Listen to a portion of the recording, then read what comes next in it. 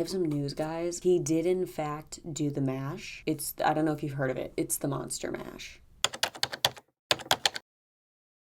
Well, hello, I'm Erika, and I am odd. I know usually for my Halloween Spooktacular, I investigate haunted locations. That is usually the vibe. The only haunted location I went to this year really was Alcatraz, and I was not going to wait almost a full year to post that video. So this year for the Halloween Spooktacular, it's gonna look a little bit different. It's gonna be a little bit cozier, still gonna be spooky, but we're not investigating anywhere. I'm gonna try and get a haunted location in mind for next year's Spooktacular, but that won't be for a while. Won't be for a full year, in fact. So today we're going to be reading a spooky story from Reddit, and then I will tell you my own little spooky story, and that will be the Spooktacular super scary story time that we have going. I'm actually sitting at my streaming setup for Twitch. It's changed a lot since you last saw her. I'll do a tour, I promise. Probably doing it in November or December, but we're gonna focus on spooky stories today. The first story that we have is actually from a Reddit page called Free Horror Stories, and it's really nice because usually when people do things like am I the on Reddit, it naturally falls under public domain because they're asking for an opinion, so there's usually not an issue sharing any of those online. But for stories that people write, any third party that wants to use those stories does have to ask for permission or else they can face copyright. This subreddit actually says in its description, you're granting permission to all content creators and third parties to use this, and it will not fall under any copyright. So if you're looking to share some spooky stories like I'm about to do, and maybe the people who wrote the stories that you're wanting to share aren't getting back to you in time for the video that you want to put out, good little subreddit to use. The first story I'm going to share today, I actually saw the title and immediately knew I had to share it for this video. The title is Why I Stopped Narrating Stories on YouTube, and I thought that it was perfect and fitting for this. That's my knee. I'm in my trick-or-treat pants. They say trick-or-treat on them. They're from the movie. And if you've seen that movie, you're a legend. I'm also facing one of my biggest fears today because I'm a dyslexic woman reading out loud, so do enjoy. Why I stopped narrating stories on YouTube. I started narrating stories on YouTube because after sending every story I wrote to all the big names and a few lesser known names, I got no response. No thanks for sending, no your story sucks, nothing. I won't mention who they are, but most of you should know who I'm talking about. Although one big name did read a short story I wrote, which I'm very thankful for. It wasn't my best. This went on for a while. Months of frustration. I finally realized it wasn't going to happen, so I decided to narrate my own stories. Create a YouTube channel, pick a name, and post them myself. How hard could it be? So I did. My stories were good, or at least I thought so. To my surprise, a few people actually liked them, and after a while asked if I would narrate their stories. Wow, really? Okay. They would send them to me via email, which I gave them, and I would narrate their stories. And that really started the ball rolling. I was talking to a coworker one day about narrating stories for fun, and they suggested that I check out an app called Reddit and search short scary stories and no sleep. They said they posted a few stories there and thought it would be perfect for me, so I did. I created an account, I started my search. There I found all kinds of amazing stories, and I contacted some authors through the comments and personal messages asking permission to read their stories. Most were cool with it, although I did get a few rejections. I just kept on asking. Always ask permission, which we talked about that a little bit at the beginning, but yeah. Things were going great. I was narrating amazing stories, people were liking them, and I earned enough karma on Reddit to start my own community. I decided to use it for people to send their stories to, and people actually did. All the while, I still searched other communities for stories to read. That was until I found that story. I should have known by their username that it wasn't a good idea. I'm not going to mention the name of it because it still sends chills up my spine thinking about it. I'm shaking as I write this. It was about 1 a.m. Insomnia set in. I was sitting at my dining table searching Reddit when I found that story, and it just blew me away. It had it all: drama, suspense, emotion, everything. I contacted the author through personal message asking permission, except for some reason I signed my real name and not my stage name. I realized what I did, but it was too late. I already sent it. Anyway, mere seconds went by and I received a reply. Yes, I've been waiting for this. Thinking they've been waiting for someone to read one of their stories, just like I was, I replied, thank you, and I planned to go on with my night until I received my own personal message from the author. Hi, my name is Susan. Want to talk? I figured, what the I'm not doing anything else. What could it hurt? So I sent back, sure. After about a 30-minute conversation, I found out 1, the author was female. 2, we both like Stephen King. 3, we both love horror stories. And 4, we both live in the US, only a few states away from each other. I started getting tired. I let her know. We ended the conversation, both saying goodnight. I was laying in bed, almost asleep, when I got the message from her saying, I'm glad I have someone like you to talk to. I missed that. I shrugged it off and went to sleep. A couple days went by. I came home from work and found a note on my door that said, "Hi, sorry I missed you.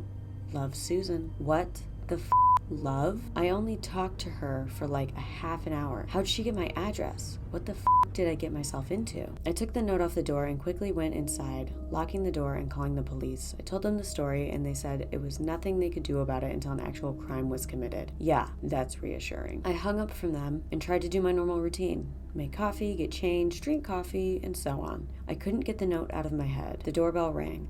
I froze and slowly walked to the window to see who it was. It was a woman. She was about 5.5 feet tall, tattered, dirty clothes, long, stringy brown hair. It looked like she hadn't bathed in a month. I knew it was Susan. I opened the door and I said, "Look, Susan, I don't know what you think is going on, but I just wanted to read your story. That's it. I'm sorry if you thought that there was something more, but there's not. Please go home." And I shut the door and I walked back into the house. She screamed like a wild woman. She started pounding on the door and screaming, "I love you.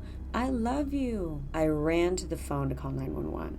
A rock or brick or something came crashing through the front window. I turned and saw that crazy bitch climbing into my house screaming, "Read my story, read my story." The shards of glass from the broken window cutting her as she climbed in. Blood was on the window and the floor. 911, what is your emergency? Crazy bitch is in. She charged, slamming into me, knocking me over the desk, and falling onto the floor herself. She was kicking and screaming like a lunatic. I got up, phone still in hand, and smashed it hard against her temple as she was getting up. I don't hit women, but that bitch deserved it.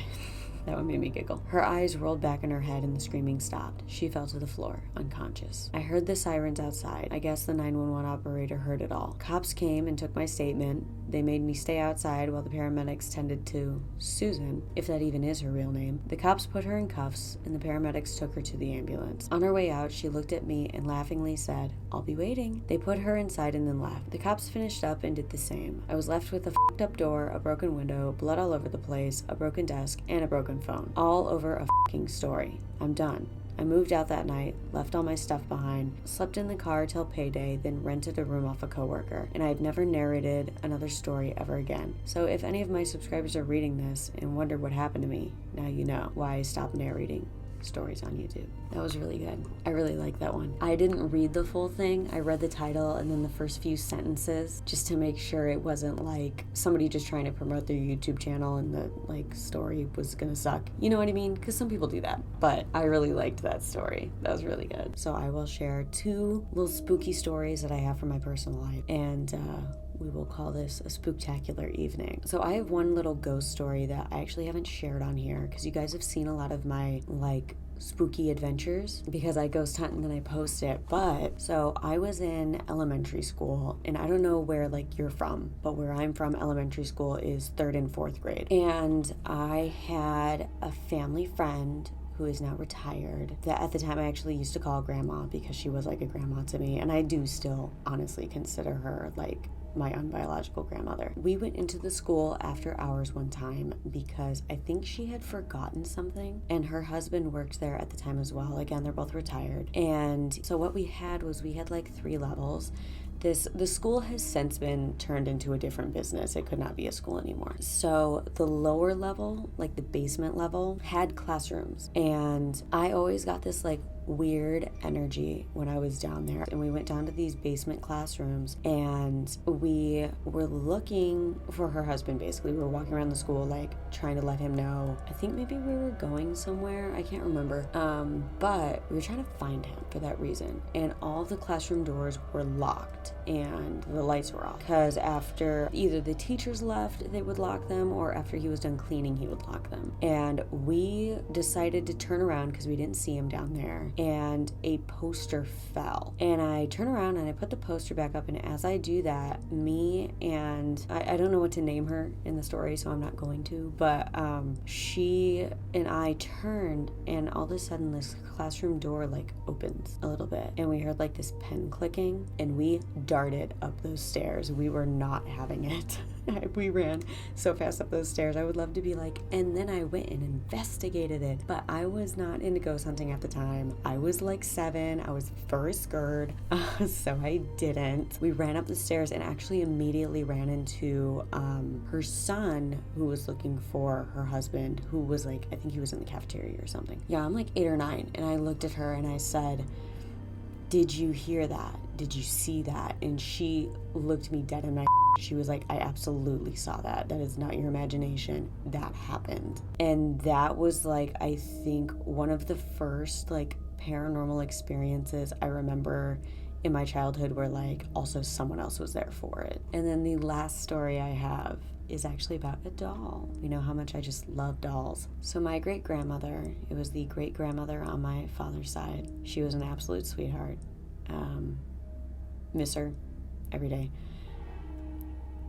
Think about her honestly, like every day, I think. She loved me with all of her heart, and I loved her. She got me a beautiful, which like as an adult, I can look at this and be like, that was a really beautiful gift. But as a kid, I'm like, what the fuck is this? She got me this really beautiful porcelain doll. It had a white dress and brown curly hair. I unfortunately as a child was terrified of it. Still kind of am. We kept it in the closet of the room that I'm actually sitting in now, which is now my studio and streaming room, but it used to be the guest bedroom. I grew up with a lot of animals, but I grew up with 2 cats. I had a puppy as well, but she never slept in this room. But the cats would like to come in this room sometimes when it was a guest room and sleep on the bed. And sometimes I would come and sleep in here as a kid just because like, I don't know, I had ADD. I wanted to just like switch up my environment. Like, I don't want to sleep in my bed. I want to sleep in the guest room bed. There's no logic there. It's okay. But I was laying in here and we had a TV in here and I was watching TV and I heard this scratching coming from the closet and I immediately broke out into a sweat. I started freaking out. I somehow had the gumption to like walk over to the closet and open the door. And I'm fully expecting like a doll to kill me, right? One of my cats had gotten trapped in the closet because they're sliding doors. So I think I must have just like closed it when I walked in here and he would shut in there.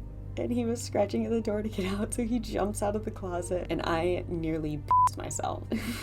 It was so scary, but it's also hilarious to think about. That is it for the Halloween Spooktacular. So I hope you enjoyed all the spooky stories, and I hope that your Halloween was extra spooky and you got lots of candy that you deserve and or bought for yourself because you're an adult. And please be sure to like and subscribe, and I will see you guys in the next video. Happy Halloween.